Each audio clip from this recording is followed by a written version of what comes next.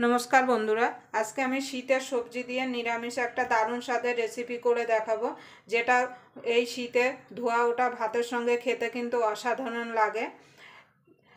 আমি সিম আলু বড়ি দিয়ে একটা তরকারি করে দেখাবো। এই তরকারিটা আমি কিভাবে বানাই তার জন্য আপনারা প্রথম থেকে শেষ পর্যন্ত ভিডিওটা দেখবেন। আশা করি আপনাদের ভালো লাগবে। যদি সিম আলু বড়ির রেসিপিটা আপনাদের ভালো লাগে তাহলে অবশ্যই একটা লাইক করে দেবেন, আর আমার চ্যানেলে নতুন বন্ধু হয়ে থাকলে অবশ্যই চ্যানেলটা সাবস্ক্রাইব করে আমার পাশে থাকবেন, আর পাশের বেল আইকনটা অবশ্যই বাজিয়ে দেবেন আমি যখন কোনো নিত্য নতুন রেসিপি আপলোড করব সবার আগে পাওয়ার জন্য।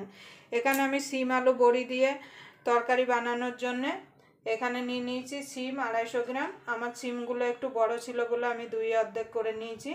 আপনাদের ছোট সিম হলে আপনারা গোটাই রাখতে পারেন। আর সিমগুলো এইভাবে আমি কেটে নিয়েছি। এই যে দুপাশের আঁশগুলো অবশ্যই ফেলে দেবেন, না হলে খেতে গেলে মুখে পড়লে ভালো লাগবে না। আর আপনারা সিমে পোকা আছে কিনা, এখন যেহেতু কচি সিম পোকা হয় না, তাও আপনারা এইভাবে একটু আলোর দিকে দেখবেন, তাহলে বুঝতে পারবেন সিমে পোকা আছে কিনা। এখানে একটা আমি আলু নিয়ে নিয়েছি বড় সাইজের। আপনাদের যদি ছোট হয় তাহলে দুটো আলু নিতে পারেন। এখন বাজারে কিন্তু নতুন আলু উঠে গেছে। আর এখানে নিয়ে নিয়েছি কিছুটা বিউলির ডালের বড়ি। আমি বিউলির ডালের বড়ি দেবো, আপনারা চাইলে মটর ডালের বড়ি দিয়েও এটা করতে পারেন। তাহলে চলুন রান্নাটা শুরু করা যাক। দেখুন বন্ধুরা, আমি সিম আলু বড়ির তরকারির জন্য এখানে গ্যাসটা ধরিয়ে কড়াই বসিয়ে দিয়েছি, আর কড়াইতে তেলও দিয়ে দিয়েছি। এবার তেলটা গরম হয়ে গেছে। এবার আগে আমি বড়িগুলো একটু ভেজে নেব।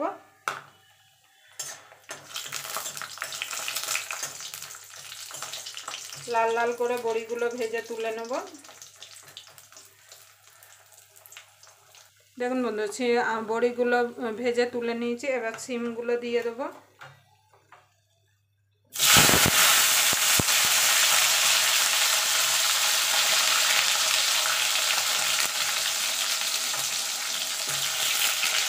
সিমটা আলুটা একসঙ্গে আমি ভেজে নেব।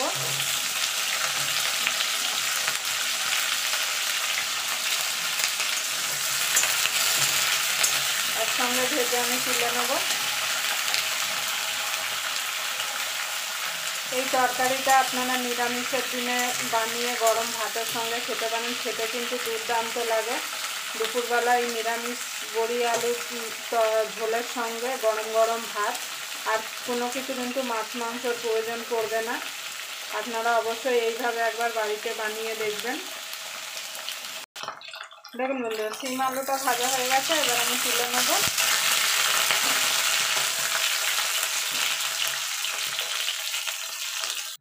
দেখুন বন্ধু, আমি সিম আলুটা তুলে নিয়েছি। আমি বাকি রান্নাটা এই তেলেই করব। ফোড়নে দিয়ে দেবো দুটো শুকনো লঙ্কা, একটু কালো জিরে। এবার ফোড়নটা একটুখানি কয়েক সেকেন্ড ভেজে নেব। দেখুন বন্ধু, ফোড়নটা ভাজা হয়ে গেছে। এবার দিয়ে দেবো কাঁচা লঙ্কা, আদা বাটা দিয়ে কাঁচা লঙ্কা আদাটা একটুখানি ভাজা ভাজা করে নেব। আদার কাঁচা গন্ধটা যাওয়া পর্যন্ত। এবার এখানে টমেটোটা কেটে ঘষে রেখেছিলাম, সেটা দিয়ে দেবো। গ্রেট করা টমেটোটাও দিয়ে দিলাম। এবার দিয়ে এই তিনটে একসঙ্গে একটুখানি কষিয়ে নেব, আদা আর টমেটোর কাঁচা গন্ধটা না যাওয়া পর্যন্ত। দেখুন বন্ধুরা, এখানে টমেটো আর আদার কাঁচা গন্ধটা চলে গেছে। এখানে নিয়ে নিয়েছি কিছু গুঁড়ো মশলা। ধনের গুঁড়ো হাফ চামচ, জিরের গুঁড়ো হাফ চামচ, কাশ্মীরি লঙ্কার গুঁড়ো আর হলুদ গুঁড়ো। এবার দিয়ে দেবো এগুলো সব একসঙ্গে। আমি এখানে কাঁচা লঙ্কা যেহেতু ইউজ করেছি বলে আর গুঁড়ো লঙ্কা দিলাম না, খালি রঙের জন্য আমি একটু কাশ্মীরি লঙ্কার গুঁড়ো দিলাম। আপনারা যদি ঝাল একটু বেশি খান তাহলে এখানে লঙ্কার গুঁড়ো অ্যাড করতে পারেন। এবার সব মশলাগুলো কষিয়ে নেবো যতক্ষণ মশলা থেকে তেল না ছেড়ে আসছে। সামান্য একটুখানি জল দিয়ে দেবো,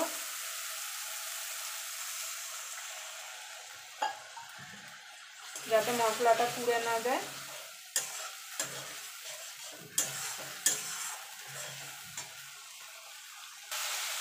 দেখুন বন্ধু, মশলাটা কষা হয়ে গেছে, মশলা থেকে তেল ছেড়ে দিয়েছে। এবার সিম আর আলুটা যে ভেজে রেখেছিলাম সেটা দিয়ে দেবো।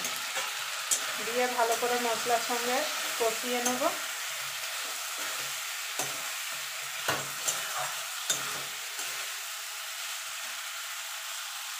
দেখুন বন্ধুরা, 3 আলুর সঙ্গে মশলাটা ভালো করে কষিয়ে নিয়েছি। এবার ঝোলের জন্য দিয়ে দেবো জল। এখানে একটু জলটা বেশি দিতে হবে, যেহেতু বড়ি দেবো আর এই তরকারিটা একটু ঝোল ঝোল টাইপেরই হবে।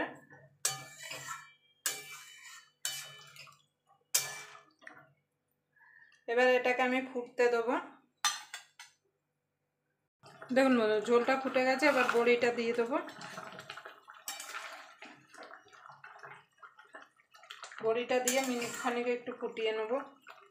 আমি এখানে নুন দিয়েছিলাম, কিন্তু আপনাদের দেখাতে পারিনি, আমার ক্যামেরাটা মানে ফোনটা ডিস্টার্ব করছিল বলে। আপনারা নুনটা কিন্তু অবশ্যই দিয়ে নেবেন। দেখুন বন্ধুরা, তরকারিটা আমার হয়ে গেছে। এবার দিয়ে দেবো একটুখানি চিনি, যেহেতু নিরামিষ। এখানে 2টো কাঁচা লঙ্কা চিড়ে রেখেছি, দিয়ে দেবো। আর নামানোর আগে একটুখানি ধনে পাতা দিয়ে দেবো।